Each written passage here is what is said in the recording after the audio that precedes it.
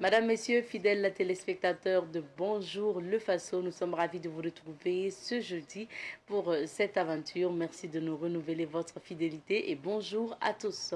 Cette semaine, vous le savez, nous nous intéressons au rond-point du 2 octobre et aujourd'hui encore, nous allons vous proposer des témoignages sur ce rond-point. Et la revue de presse sera avec Alphonse Ouidrago. Et dans la rubrique invité du jour, nous parlerons d'une marche de soutien à la transition et surtout au pays de l'AES, l'Alliance des États du Sahel. Donc, on en parle avec les organisateurs de cette marche qui sont à Ouagadougou.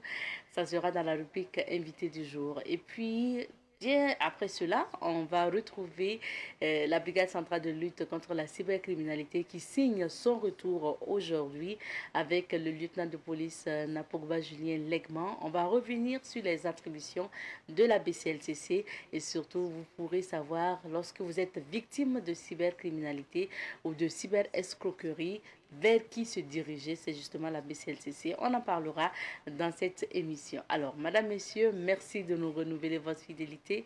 Direction le centre-ville de Ouagadougou pour découvrir le rond-point du 2 octobre. Merci à vous de votre attention. Le rond-point du 2 octobre que vous connaissez, que vous contournez certainement si vous décidez d'aller à la place de la Nation ou encore au centre-ville tout simplement, d'aller au lycée Marienne Ngouabi. Ce rond-point du 2 octobre se trouve en face du lycée Marienne Ngouabi. Et puis voilà, vous connaissez certainement l'histoire aussi du discours d'orientation politique. Ce rond-point-là a un lien avec le discours d'orientation politique de la Révolution en 1983, discours lu à la télévision, disons à la radio nationale, donc en son temps. Et puis aujourd'hui, nous revenons sur l'histoire de ce rond-point du 2 octobre à travers le témoignage que nous allons vous proposer. C'est la suite, donc on écoute et on revient pour la suite. La date du 2 octobre 1983, et c'est la date à laquelle Thomas Sankara, le président de la Haute-Volta, voilà, et comment on appelle ça, et après président du Burkina Faso, il a prononcé le discours du 2 octobre 1983. En tout cas, il a posé le piédestal, c'est-à-dire il a déposé les jalons même du développement du pays. Un peu partout, nous avons une révolution qui permettra en tout cas de faire développer le pays. Nous avons des barrages qui ont été construits et nous avons aussi des écoles et tout ça a été fait. Donc ça, il avait déposé effectivement les jalons. Donc c'était le pied, là, il a mis la route à ce que les gens puissent prendre pour se développer. Et bon, d'un côté, je peux dire effectivement, ils ont pu réussir leur mission. Puisque actuellement, si nous voyons, d'après vous, nous avez appris, nous avons eu les vaccinations en grande masse. Il y a les écoles qui ont été construites et ils avaient essayé d'éradiquer même les écoles sous Payotte. Mais malheureusement, bon, vous avez connu avec son assassinat. Donc ils ont interrompu effectivement cette avancée-là. Mais je me dis qu'actuellement, vous voyez, la révolution est toujours sur les jeunes actuellement. Puisque les gens travaillent toujours. Ils travaillent toujours à faire représenter, en tout cas faire sortir les principes de Thomas Sankara, même si c'est difficile. L'esprit révolutionnaire, en tout cas, les étudiants ont toujours ça. Parce que, pas les étudiants, toute la population. Puisque quand vous, le 14 octobre, et comment on appelle ça, voilà, 2014, je vais dire, vous avez vu ça. Tout ça, là, ce sont les germes de Thomas Sankara qui sont toujours en nous. Donc je me dis qu'on a toujours un esprit de révolutionnaire. Partons, on parle de ça. Là où vous partez, on parle de Thomas Sankara. Vous partez à Cuba, Thomas Sankara. Là où vous partez seulement, c'est une identité même pour tout le monde. Il n'y a pas ce pays où vous allez partir, on va parler de Thomas Sankara. Partout où il passe seulement, partout où vous partez en tant que Burkinabé seulement, on dit Thomas Sankara, Thomas Sankara. Donc c'est une identité pour nous les jeunes et pour tout le monde, pour tous les Africains en réalité. Thomas Sankara faisait la fierté du Burkina. Il a œuvré dans la dignité. Pour le développement du pays, on a vu que, d'après l'histoire en tout cas, en 3 ans, le Burkina a excellé pour l'autosuffisance alimentaire au niveau sur le plan végétal. En tout cas, on voyait que chaque couple devrait planter un arbre. Chaque année, chaque personne devrait planter un arbre. Et puis, au niveau du FMI, on a vu que les dettes, on a vu une baisse des dettes. Avec son système de révolution, on voyait que non, il y avait un peu d'ordre. Mais est-ce qu'il était aimé par la population? Pas totalement. Vu qu'il ne respectait pas les chefs coutumiers. Bon, et puis on voyait que non, l'armée Je ne me rappelle pas du nom en tout cas. On disait que l'armée, au niveau de l'armée ne laissait pas la population.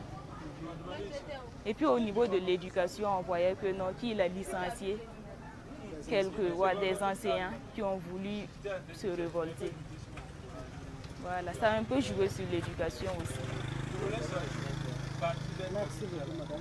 Ce qu'on peut retenir du 2 octobre 1963, c'est que Thomas Sankara a annoncé son discours d'orientation politique dans lequel il y avait beaucoup d'important. Voilà, pour le développement, il a fixé les bases du développement tel qu'il concevait dans sa politique. Je n'ai pas suivi le discours en tant que tel, mais je sais qu'en réalité, Thomas Sankara, c'était la révolution. Il a vraiment déposé les bases de la révolution et que bon, jusqu'à aujourd'hui, la jeunesse s'en inspire. La date du 2 octobre, c'est l'avènement de la révolution en tant que telle, c'est-à-dire la lecture du discours officiel, de la mise en place du pouvoir révolutionnaire, présidé par le capitaine Thomas Sankara, en compagnie de son ami fidèle, si on peut le dire, Blaise Compaoré. On se rappelle simplement les différentes dispositions qui avaient été prises, à savoir le sport qui devait être officialisé, le nettoyage des différentes villes à la fin du mois. Chaque ville devait organiser un nettoyage général. C'est ce que je me rappelle du discours, mais du côté carrément de la lutte du président, c'est le côté des femmes, l'émancipation de la femme qu'il a vraiment défendu.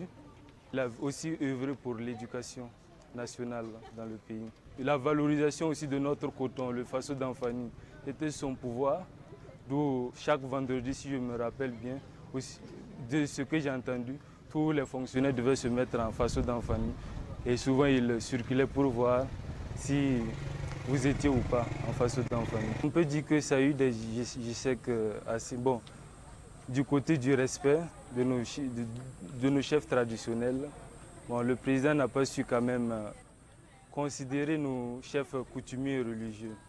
Il les banalisait souvent et je crois que c'est ce qui l'a conduit plus à sa perte.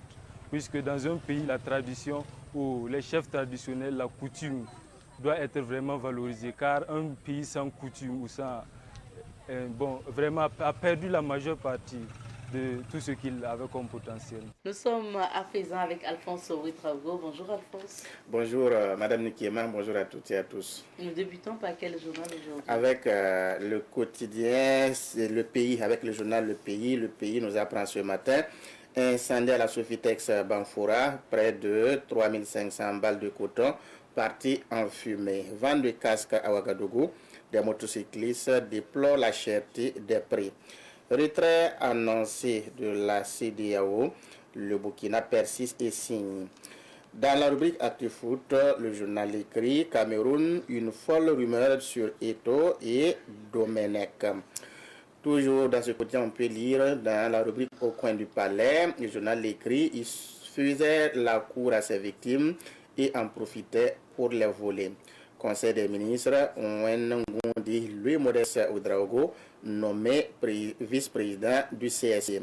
Dans la rubrique Révélation, le journal écrit Prix des hydrocarbures au Burkina, pas de changement, c'est-à-dire toujours dans le journal Le Pays.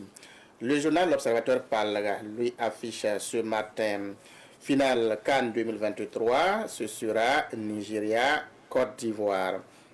Retrait CEDEAO, le Burkina ne se sent pas lié par les délais, écrit le journal. Sofitex Banfora 1, un incendie consomme plus de 3500 balles de coton, écrit le journal L'Observateur Palga qui poursuit.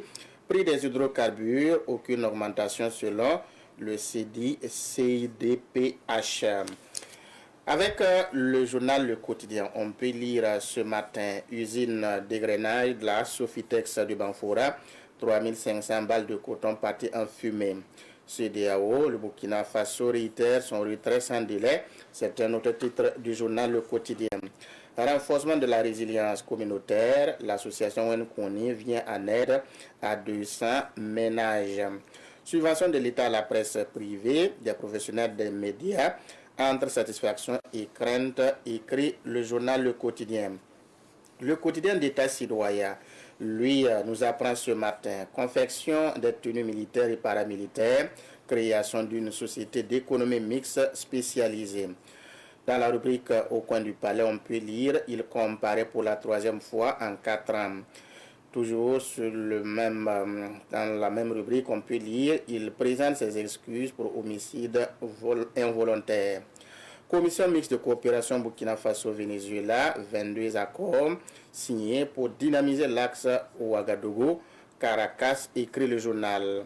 Charbon fin, la cargaison a quitté le port sec de Bobo pour l'usine de raffinerie d'or, écrit le journal. Et 7e et 8e BIR écrasent plusieurs bases terroristes. Ce sont donc les nouvelles du front et c'est à lire dans Sidoya à la page 9. CAN 2023, la Côte d'Ivoire et le Nigeria en finale, nous informe le quotidien d'État Sidoya. Hydrocarbures, aucune augmentation de prix, donc c'est à dire toujours dans Sidoya.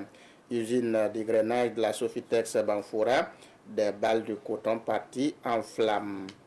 Coopération sous-régionale, le Burkina Faso réitère sa demande de quitter la CEDEAO. Le journal La Cohésion affiche grossesse en milieu scolaire, un mal qui gangrène notre société. Mali, l'accord d'Alger définitivement enterré, nous informe le journal.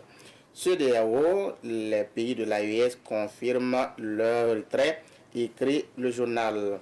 Reconquête du territoire, des terroristes neutralisés, du matériel récupéré dans le Koulpelgo, écrit le journal La Cohésion. Le compte rendu du Conseil des ministres est à lire donc à la page 12 du journal.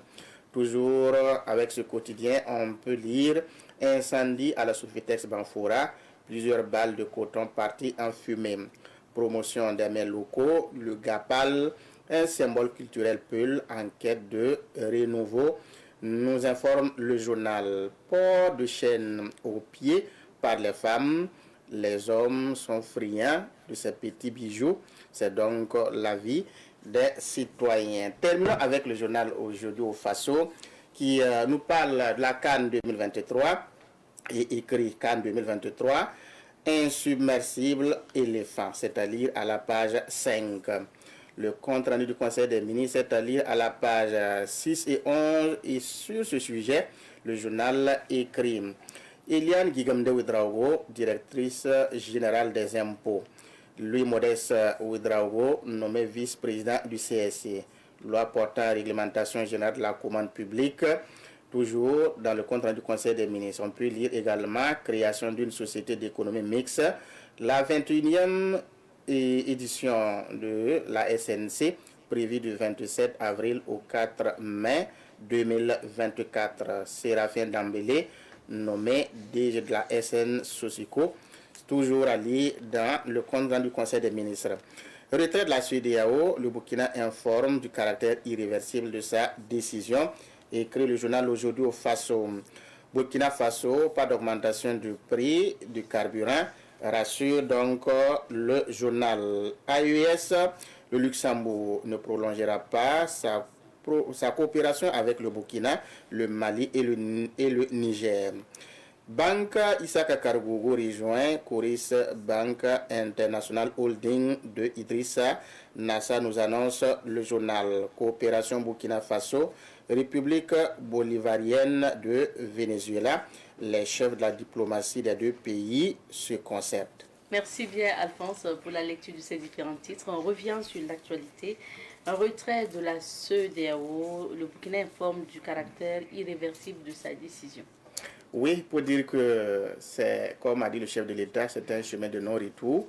Les communiqués conjoints qui ont été signés, le communiqué conjoint qui a été signé par les trois pays, le Mali, le Burkina et le Niger, l'indique bien parce que dans ce communiqué, les raisons qui ont été donc évoquées demeurent. Donc cette fois-ci, c'était non seulement pour le gouvernement burkinabé de communiquer à la commission de la CEDEAO pour préciser que le gouvernement a accusé réception de la note qui a été donc donnée en réponse à leur communiqué sorti le 28 janvier dernier, annonçant donc le retrait de ces 3 pays-là, la CEDEAO. Donc il était donc important de préciser que nous avons accusé réception de la réponse que vous nous avez envoyée en indiquant que pour quitter par exemple la CEDEAO, c'est libre comme son adhésion, mais quand vous annoncez, il vous faut attendre une année, voilà, pour que la demande soit vraiment entrée en exécution.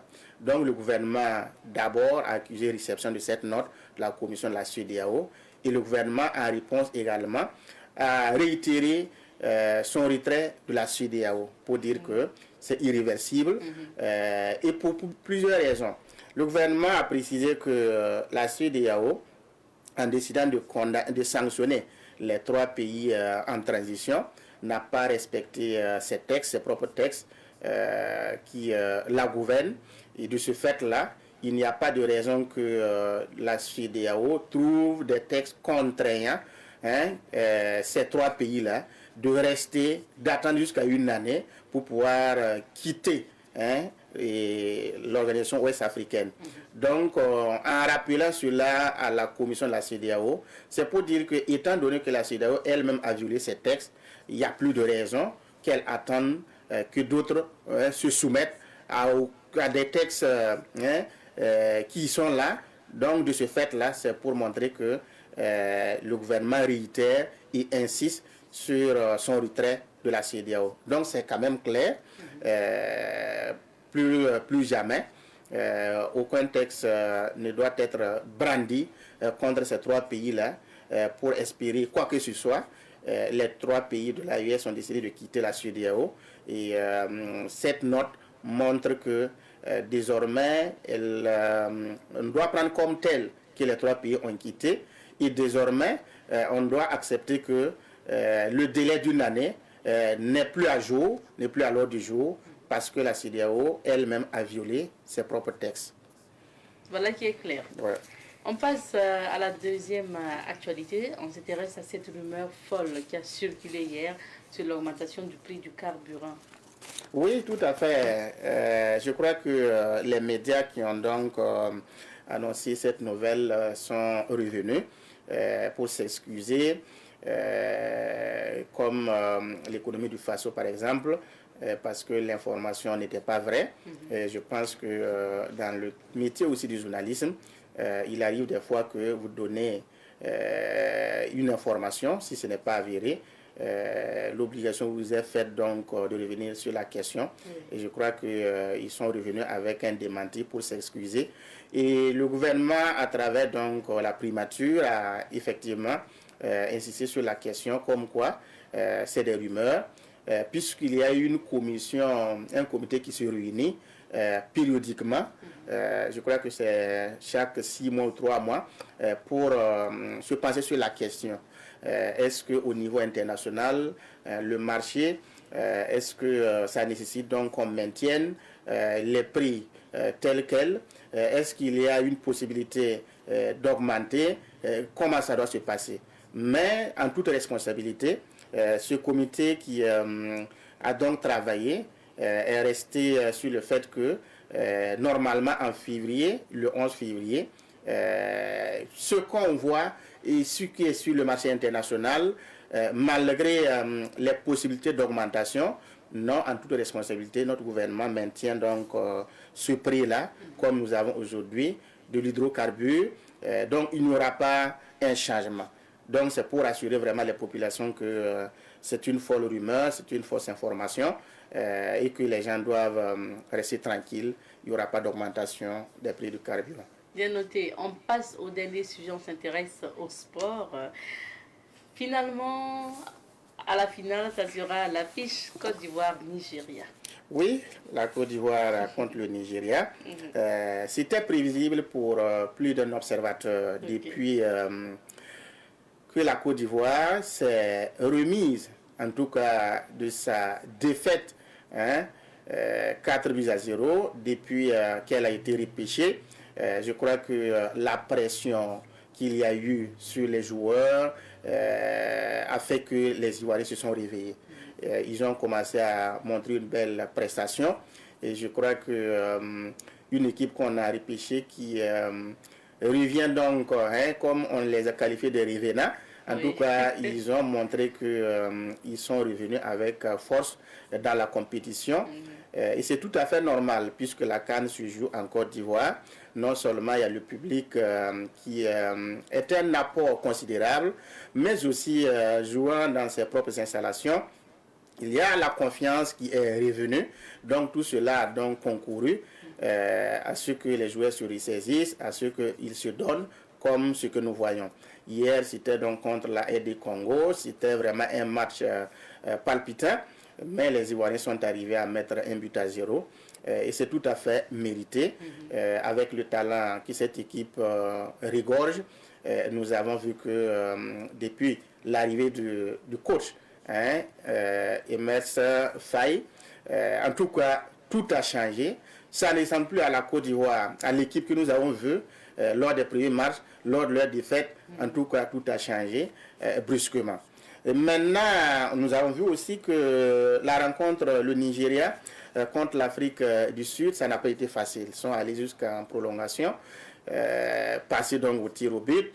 Ce n'était pas du tout facile. Ça a été un match qui ressemble à une finale même, compte tenu du poids équilibré et du jeu équilibré des deux équipes-là. En fin de compte, c'est le Nigeria qui est passé, qui donc va se mesurer à la Côte d'Ivoire pour la finale, et c'est dimanche qui arrive. Donc, ça annonce vraiment de bons auspices, que ce sera une finale très attendue, une finale avec deux pays voisins. Ben, on va vraiment suivre avec intérêt cette finale. Espérer que chacun va vraiment mettre les talents, hein, en avant pour que le public puisse assister à une finale comme il se doit. Merci bien, Alphonse. Merci pour ces analyses. Merci. Alors, à présent, nous allons retrouver Ketoura qui se trouve au niveau du côté d'Abidjan pour la lecture des titres des journaux ivoiriens. Si tout est bon.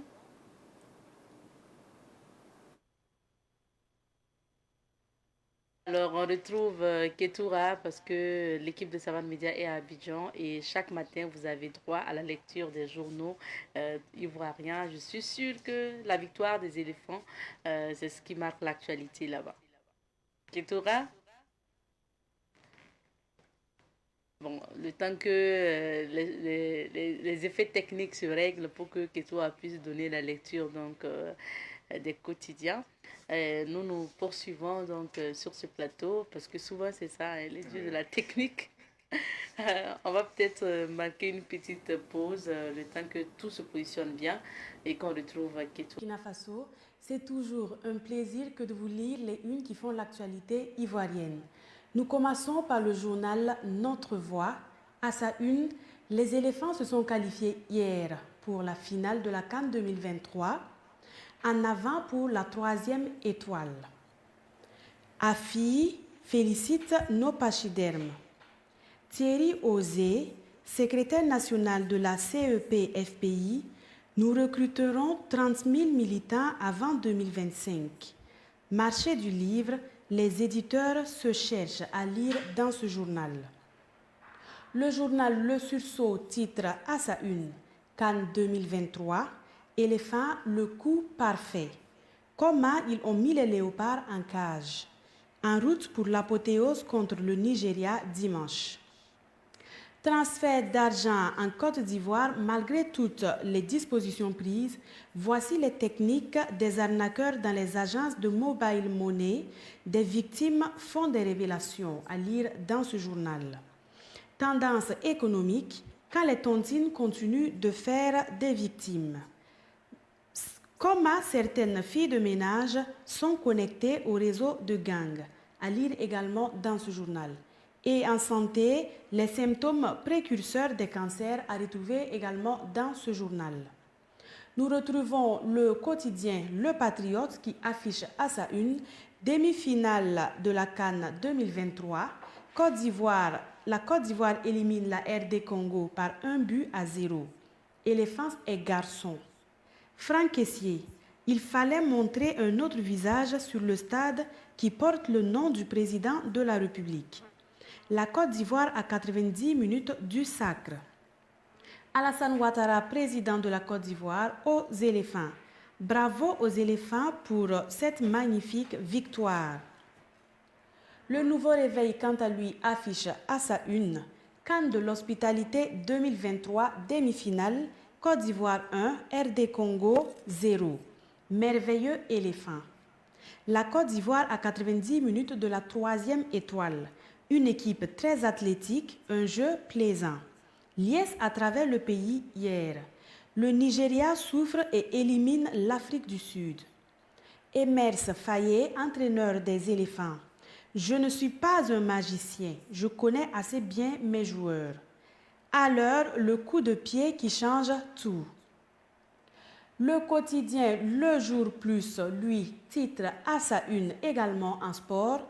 CAN 2023, demi-finale Côte d'Ivoire contre RD Congo 1-0. Les éléphants écrasent les léopards. Pourquoi il faut régler le problème de tickets du marché noir?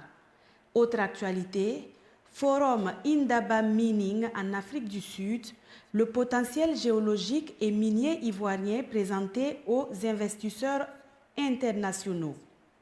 Et pour finir, nous retrouvons le quotidien Fraternité Matin qui affiche à sa une CAN 2023, les éléphants en finale, cap sur la coupe. Ouattara aux éléphants, nous sommes fiers de vous. Côte d'Ivoire-Nigeria, la revanche à tout prix. Orpaillage illicite, Aka Awele élève le ton. C'est avec ce titre que je prends congé de vous. Merci de nous avoir suivis. Toute l'équipe de Savane TV présente à Abidjan vous souhaite bonne suite de programmes sur la télévision des nouvelles idées. Merci surtout à toi, Kitoura, et merci à toute l'équipe du côté d'Abidjan pour ce travail, tout simplement. Alors, n'hésitez surtout pas à contacter l'équipe de Savane Média à Abidjan lorsque ou si vous souhaitez faire la publicité de votre entreprise ou de votre commerce, tout simplement. Nous sommes ouverts. Merci. Pour la suite, il est l'heure pour nous de découvrir les couleurs du temps, donc à travers la météo, bien sûr. Juste après, on retrouve nos invités. Nous recevons aujourd'hui donc des invités pour parler d'une marche qu'ils organisent au profit des pays de l'AES, l'Alliance des États du Sahel. Nous sommes avec M. Germain Zinsou. Il faut rappeler qu'il est réalisateur de films et justement président du groupe dénommé Notre Cause Commune Panafricaine. Bonjour à vous, M. Zinsou. Bonjour, Madame Mikiema. Bienvenue sur notre plateau. Vous êtes venu accompagné du trésorier du même groupe. Il s'agit de M. Hakim Tao. Bonjour, M. Tao. Bonjour, Madame. Merci à tous les deux d'être sur ce plateau. Monsieur Zinsou, déjà, récemment, quand on vous a reçu, avant de parler de la marche, bien sûr, quand on vous a reçu sur ce plateau, vous aviez un projet donc, de compétition en poésie pour les enfants, poésie, hymne national, et voilà.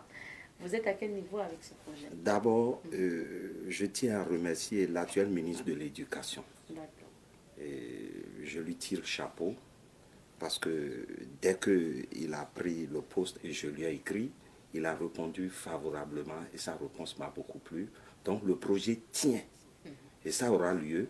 Et le lancement est prévu les 23 et 24, le vendredi 23 et samedi 24 février à Kaya, comme cela a été dit au début. Et sous le patronage de son Excellence le ministre d'État, chargé de la culture et de la communication, les parrainages des fils de Kaya, tels que le ministre de la Santé qui m'a reçu la dernière fois, et je lui tire chapeau parce qu'il est Kayalais, et parrainage également du MENA PLM, et c'est l'association Mouvement Citoyen pour la Paix Universelle, en collaboration avec le MENA PLM et les positions Zinsou Premier qui organisent ce projet-là. Et ce projet, le vendredi À la veille, on a dit vendredi et samedi. Le vendredi, d'abord, ce serait la projection gratuite aux populations cibles cayalaises, à l'air libre, du film Les secrets pour réussir une vie de couple. Et le samedi, l'apothéose, le jeu concours. Les élèves vont compétir. Ceux de CE1, le maître de CE1 est appelé à préparer son meilleur écolier pour compétir, et ceux de CM2 pour l'hymne national.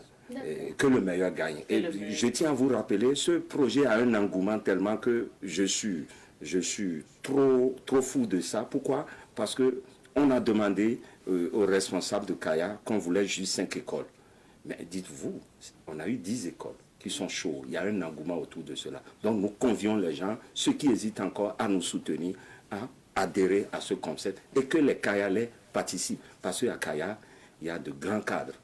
On est tous à Ouagadougou, mais on vient d'un village. Bien sûr. Merci bien. Donc, on va regarder de près, en fait, ce projet et voir son aboutissement. Parlons maintenant de ce qui voilà, nous réunit ce matin, parce que vous êtes là dans le cadre de l'organisation d'une marche de soutien. Monsieur Zensou, qu'est-ce qui vous a motivé déjà à créer ce groupe dénommé Notre Cause Commune Panafricaine? Une très belle question. Il y a Birago Diop qui dit: ceux qui sont morts ne sont pas morts, ils ne sont jamais partis. Ils sont dans l'ombre qui s'éclaire et dans l'ombre qui s'épaissit. Les morts ne sont plus sous terre.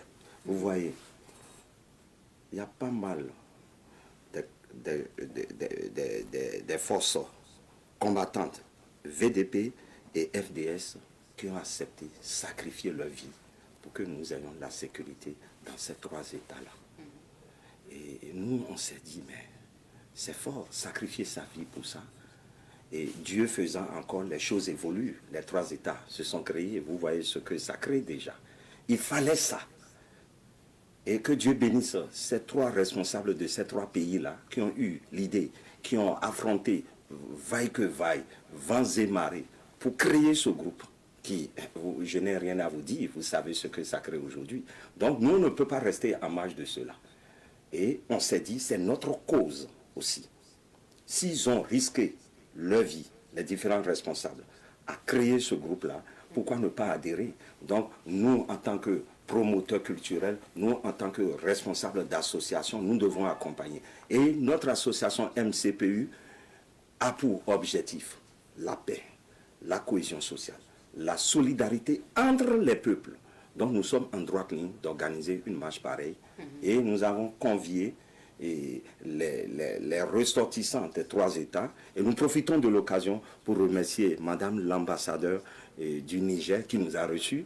Et hier, c'était beau, donc beaucoup de choses se peaufinent. Certes, on avait dit le 10, mais on s'est rendu compte que non, c'est trop tôt.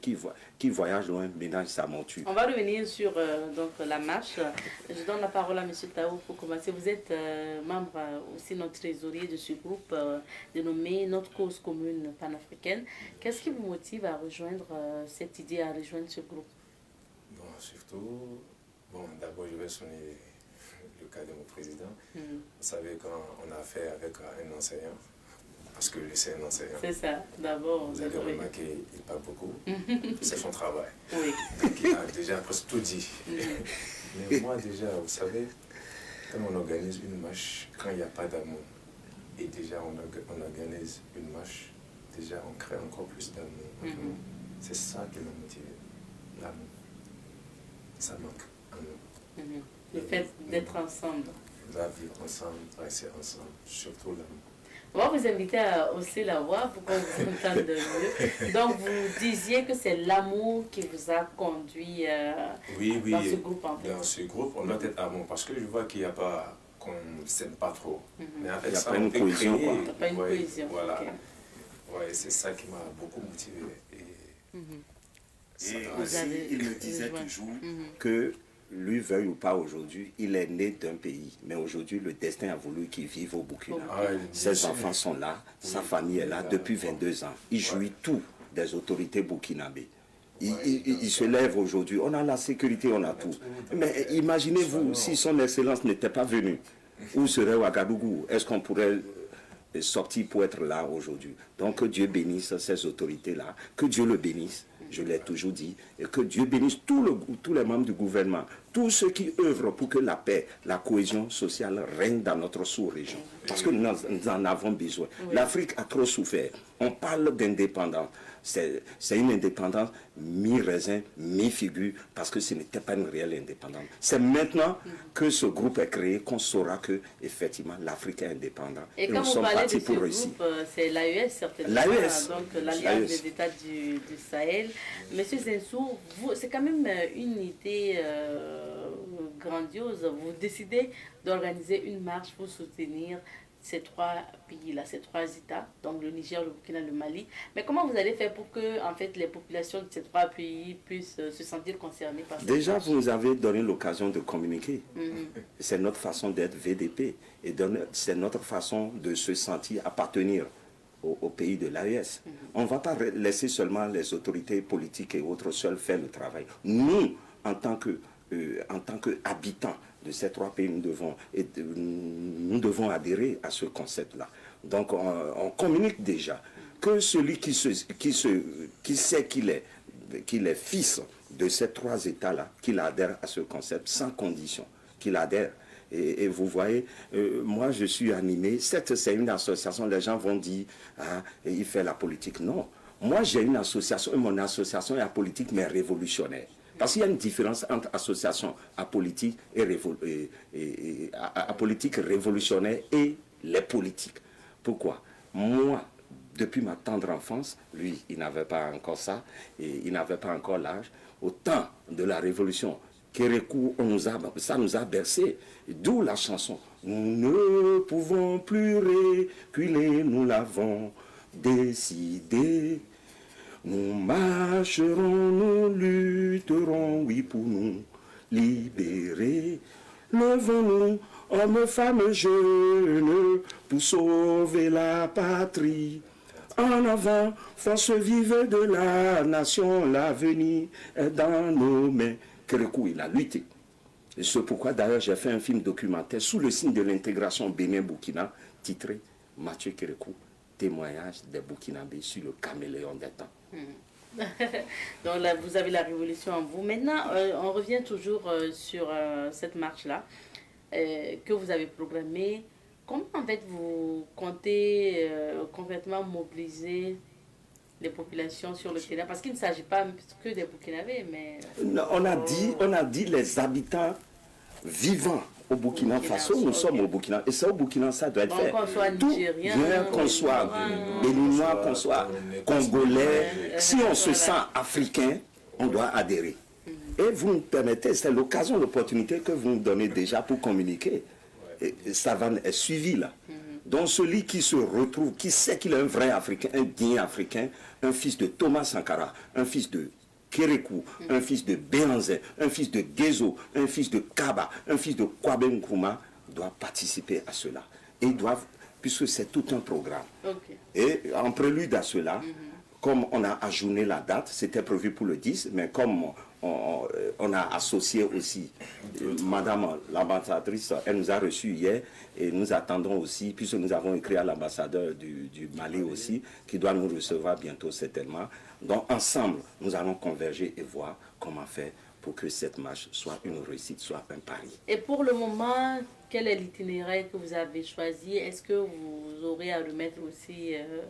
je ne sais pas, un mot quelque part? Ah, mais justement, et je profite de cette occasion pour dire merci à son Excellence, le ministre d'État, et chargé de la culture et de la communication. Sincèrement, son ouverture, sa disponibilité, moi personnellement me plaît. Et c'est ça qui me donne courage, qui m'amène à enfoncer, à aller droit. Et je sais que nous n'allons pas échouer, parce que nous avons foi en Dieu, et je sais que Dieu sait. Et comme je l'ai dit, les morts ne sont pas morts. Et c'est pour cette raison d'ailleurs, dans la tradition africaine, nous avons envisagé, en prélude à cette marche du 26 là, demander des messes pour le repos de l'âme des VDP et des FDS morts pour la patrie. Okay. Cette messe, c'est pour quand? Le vendredi prochain, nous l'avions déjà payé, à Jean 23, à 18h30.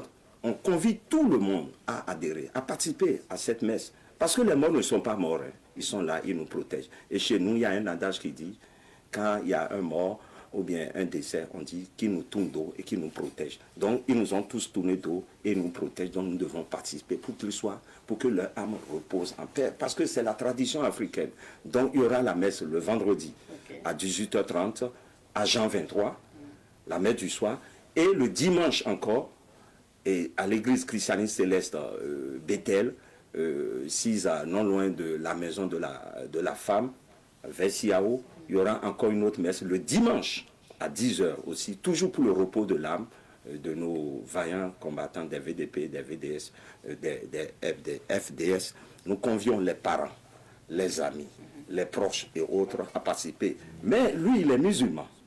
Donc nous sommes en pourparlers pour voir aussi comment on appelle un doigt à la mosquée. Un doigt à la mosquée, mais de leur côté, puisque chaque religion a ses principes, de leur côté, ce serait une messe pour la paix sociale, pour la paix, la cohésion sociale dans notre sous-région. Et vous voyez déjà les courriers qu'on a envoyés, ça c'est la Bible on a mis.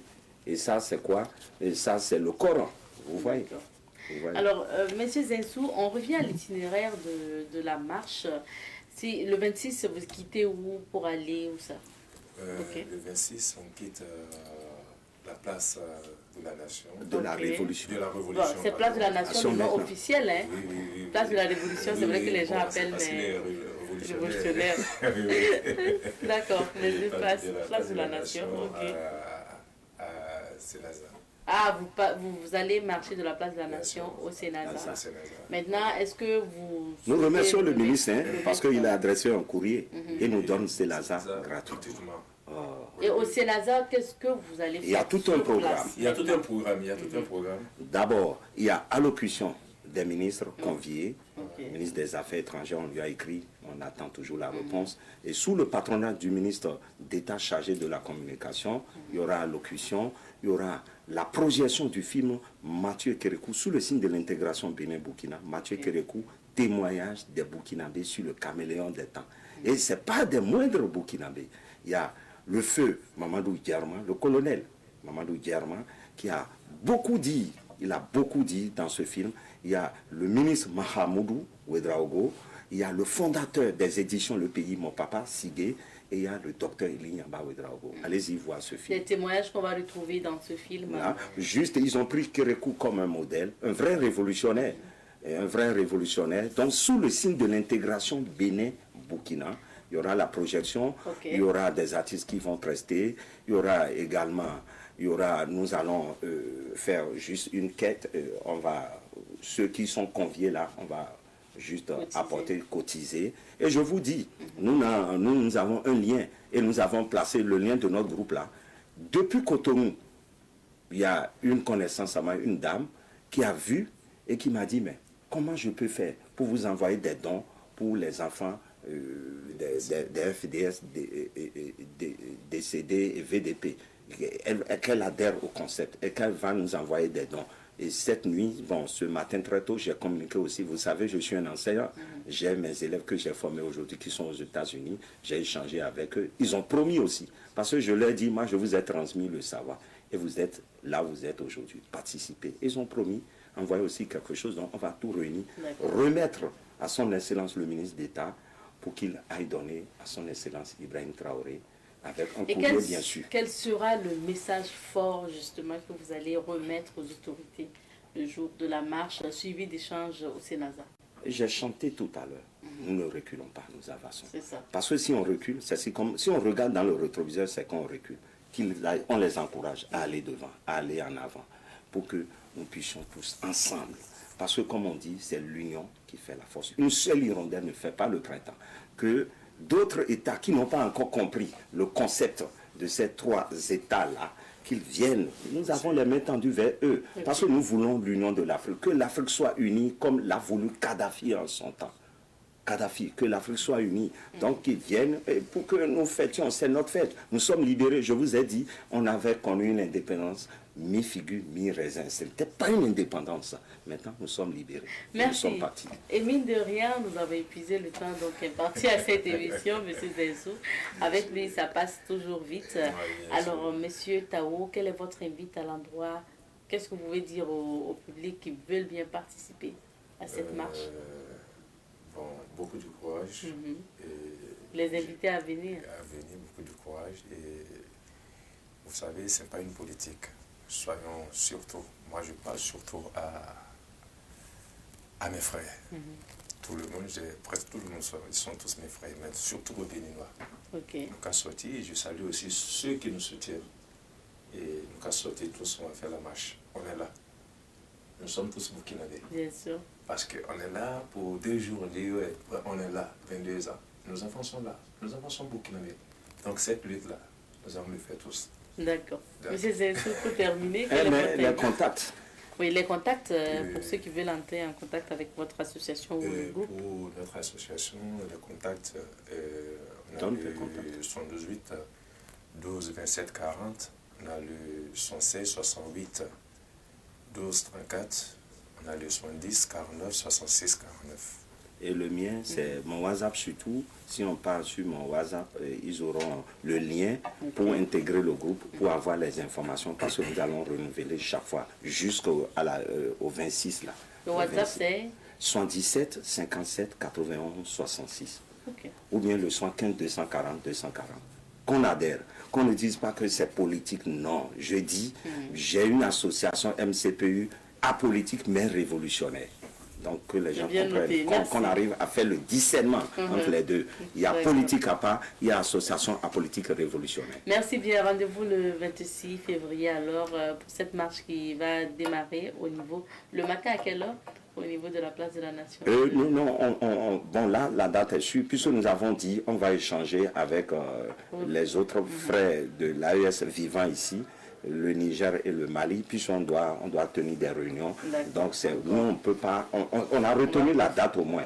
Donc on va conjuguer ensemble pour ensemble faire sortir quelque chose, un consensus quoi. Merci, on s'arrête ici pour l'entretien. Et l'information on va la passer régulièrement pour que les gens... Allez, on s'arrête ici pour l'entretien d'aujourd'hui, on marque une petite pause et on revient. Et nous poursuivons avec l'émission d'aujourd'hui. La BCLCC signe son retour ce matin.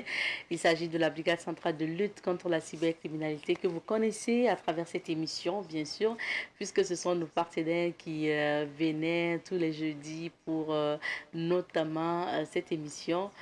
Ils reprennent du service, on va le dire, cette fois-ci pour 2 fois le mois. Nous sommes avec le lieutenant de police Napourba Julien Legman.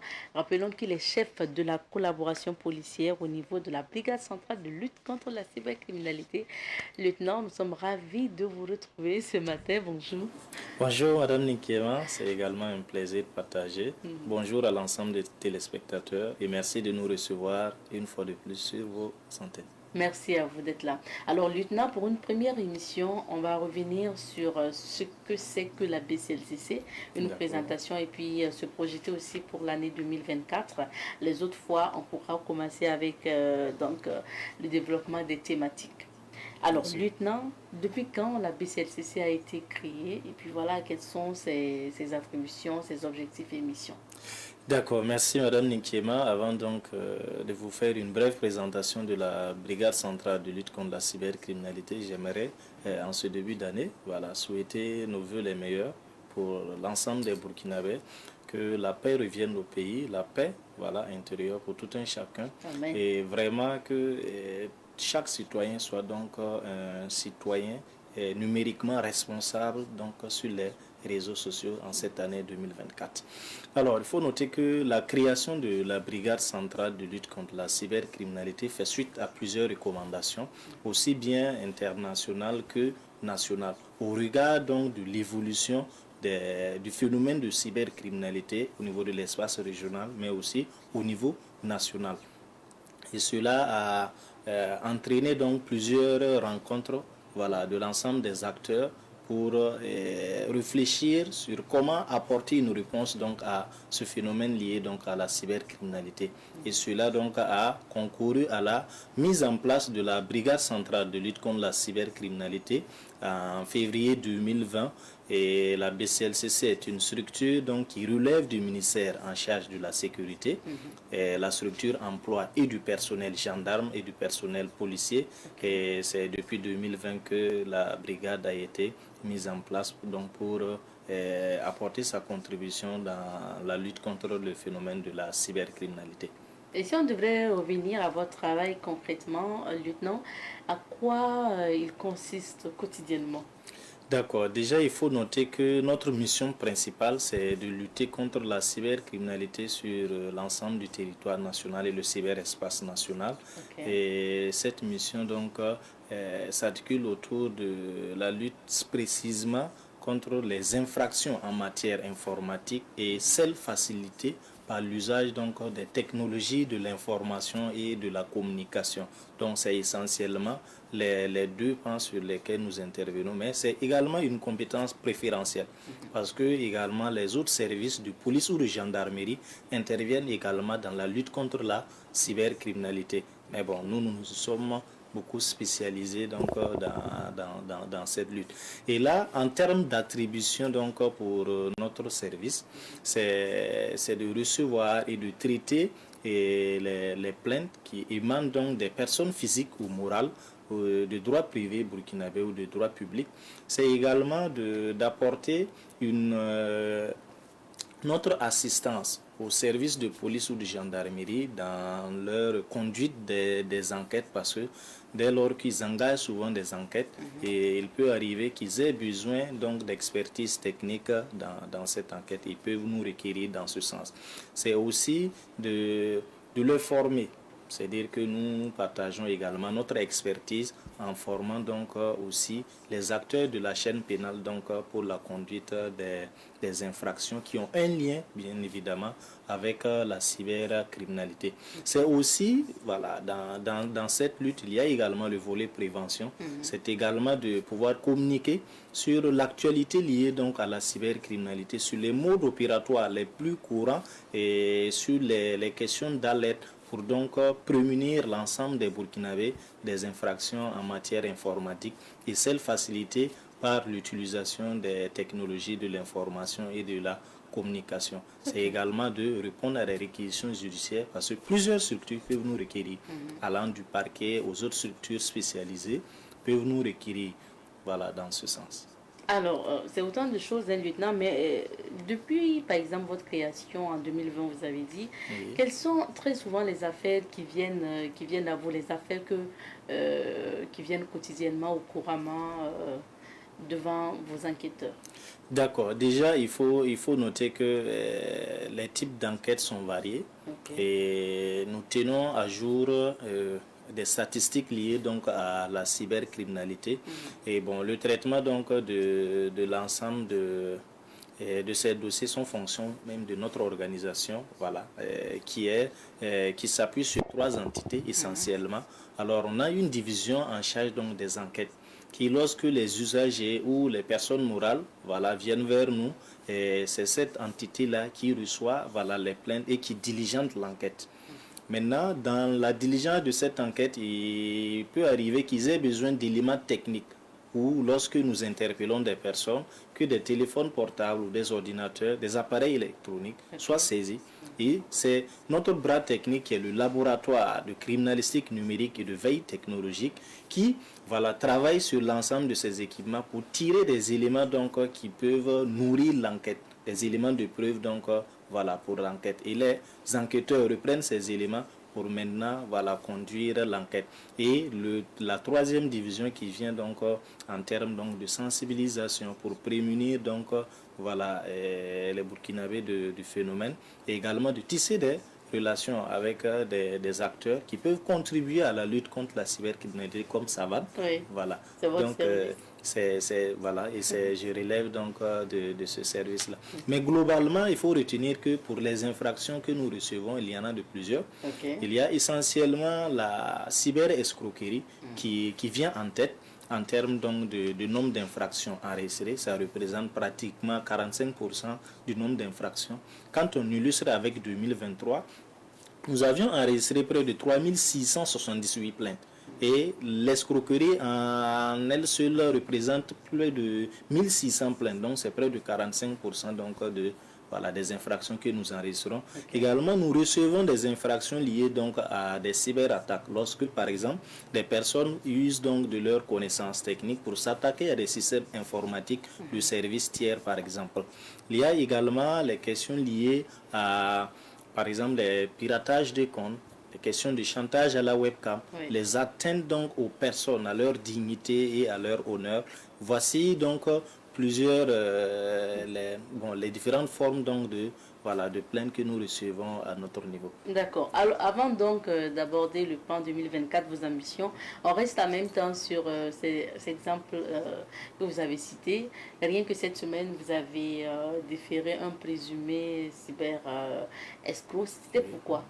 D'accord. Ce qu'il faut retenir, c'est que c'est un groupe composé de 3 personnes. Et là, ce groupe donc opérait dans la ville de Ouagadougou et dans les environnants. Alors, leur mode opératoire, c'est qu'ils s'attaquaient beaucoup plus aux tenanciers donc, des boutiques Orange Money, mais aussi à des personnes. C'est-à-dire que ils contactent des personnes, très souvent se faisant passer sur une identité. Et là, ils se font passer pour des personnes de nationalité étrangère. Et là, ils vous incitent avec des méthodes assez fallacieuses donc pour vous amener à aller vers des boutiques Orange Money. Comme quoi, ils allaient vous envoyer de l'argent pour vous accompagner dans vos activités. Et là, voilà, ils vont vous dire, au regard de l'importance du montant, alors il va falloir que vous élargissez votre compte Orange Money, par exemple. Et là, ils vous invitent à vous rendre dans une boutique en vous fournissant un code qui va vous permettre d'élargir votre compte. Et là, ils vous disent, demandez donc à effectuer une transaction et en validant ce code. Donc, on prend un numéro de téléphone, par exemple, mais vous savez, le numéro de téléphone est composé par exemple de 8 chiffres. Mais dedans, on ajoute 2X pour pouvoir faire 10. Mais on dit lors de la validation de ne pas utiliser par exemple les X.